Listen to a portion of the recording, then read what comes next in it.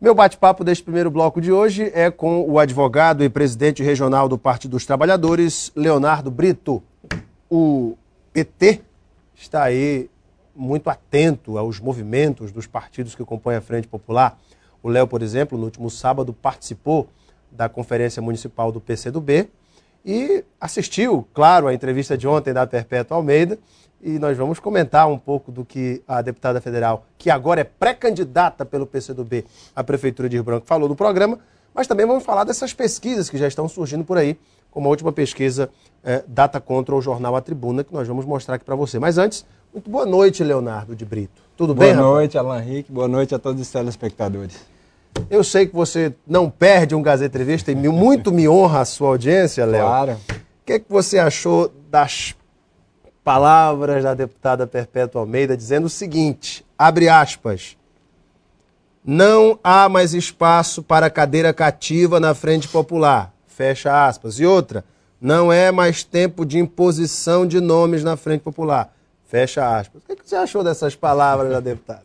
Bem, Alan, primeiramente, é muito importante que a gente considere que as palavras da nossa companheira, deputada federal Perpétua Almeida, pré-candidata pelo PCdoB de maneira legítima, um nome apresentado na Frente Popular no último sábado, eu estive presente, tive a honra, fiz o discurso, coloquei de maneira muito clara que aquele momento é um momento de celebração da unidade e justamente quando a deputada coloca isso, ela coloca exatamente que a Frente Popular ela está unida. E ao mesmo tempo que está unida, obviamente, que existem opções. E é importante que a gente tenha muitas opções. Muita gente fala, olha, tem vários candidatos sendo colocados no cenário. O PT vai colocar o seu nome em breve, o PCdoB já colocou, o PV também apresenta seu nome, outros partidos também apresentam, como um problema. Mas, na verdade, nós consideramos que isso seja uma solução.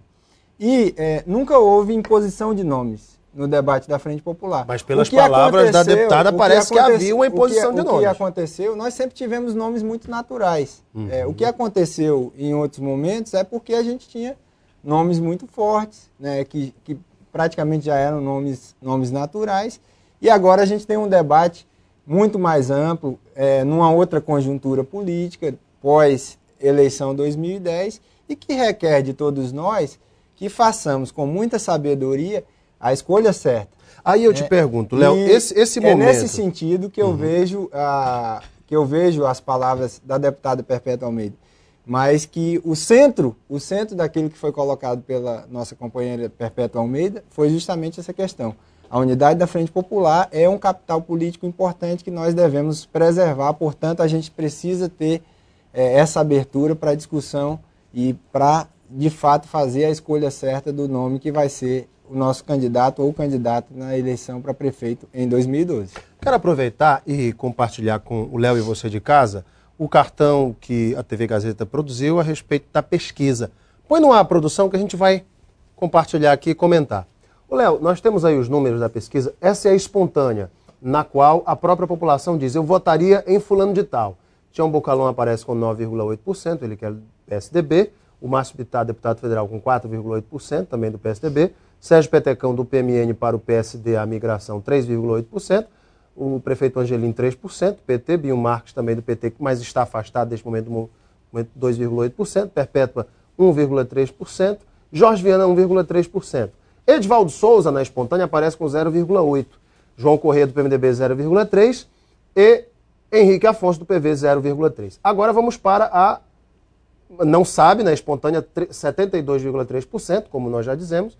É uma pesquisa espontânea. Agora, na estimulada, quando os nomes são apresentados, Tião Bocalon, ele já aparece com 30% das intenções, Márcio Bittar com 17%, o ex-governador Binho Marques, 15,5%, Edivaldo Souza com 9,3%, Perpétua Almeida com 7,3%, Fernando Melo, 3%, Cibá Machado com 2,3%, Ney Amorim, 2%, João Corrêa, 1,3% e Henrique Afonso, 1,3%. Aí nós temos nenhum ou nulo, 4%, e esses são os dados, não sabe, 7,3%, da pesquisa estimulada para prefeito. O Léo, quando você vê esses números, claro, faltando mais de um ano para as eleições, e o PT, a gente sabe que é acostumado a largar atrás e lá na frente ganhar as eleições. Mas e neste momento, com a perpétua tão à frente dos nomes do PT, tanto do Cibá quanto do próprio deputado Ney Amorim, não seria momento de o próprio PT reavaliar essa postura de pedir, obviamente, pedir a cabeça de chapa, como sempre tem feito? Mela, nós sabemos que pesquisa é fotografia do momento, né? Nós vimos os resultados da eleição. Tem alguns dados que para a gente, eu considero que são muito importantes, a gente dá uma olhada, sobretudo na espontânea, quando aponta que 72% da população não sabem quem vai votar. Isso é um sinal muito claro de que o debate sucessório ainda não tá disseminado ainda na população. Né? Isso é algo extremamente importante nessa fotografia que foi feita. E em relação à pesquisa estimulada, um dado chama muita atenção. Primeira coisa, nós vamos trabalhar pela unidade da Frente Popular e vamos trabalhar de maneira muito firme. Eu acredito firmemente, até coloquei no encontro do PCdoB, na conferência, que quem apostar contra essa unidade vai perder.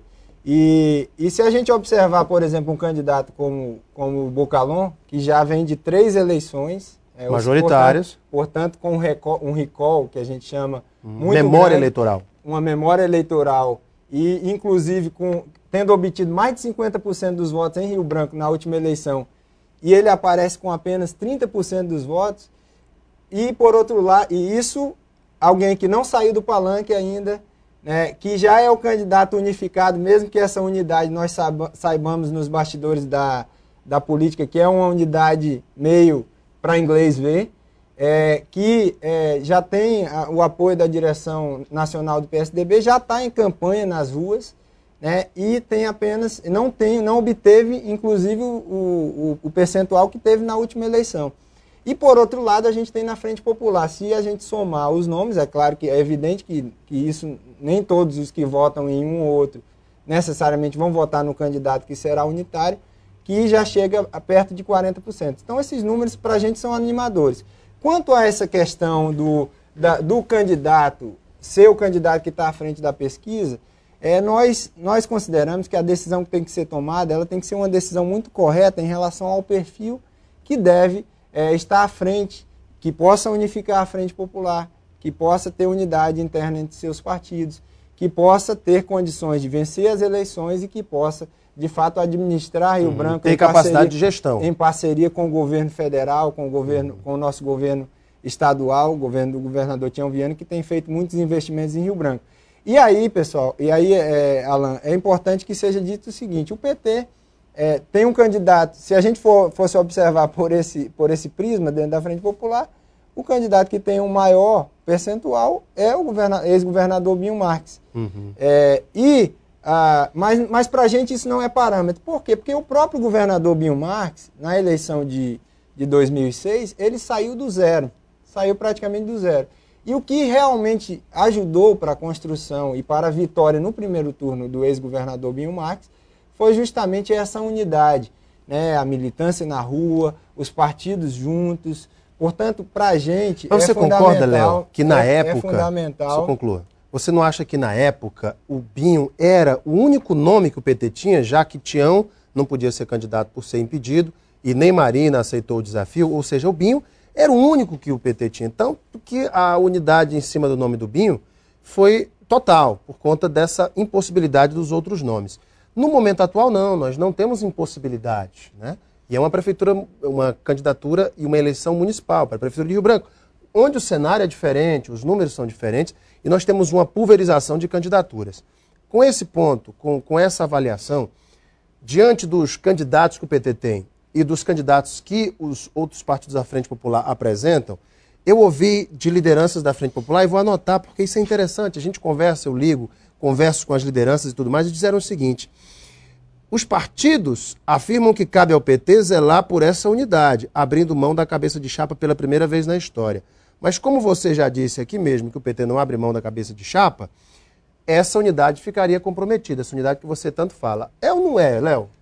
Alan, o PT, eu não falei que o PT não abre mão da cabeça de chapa. O PT está reivindicando a cabeça de chapa. O que quer dizer isso? Quer dizer que a gente está, de maneira legítima, assim como o PCdoB também o reivindica de maneira legítima, e outros partidos também o fazem, colocando da importância e do papel que o PT tem cumprido na Frente Popular ao longo desses anos, de ter o prefeito Angelim com uma administração de sucesso nesses últimos 6 anos e meio, de termos o governador do estado, mas obviamente que nós vamos colocar um nome. O PT não tem nome ainda.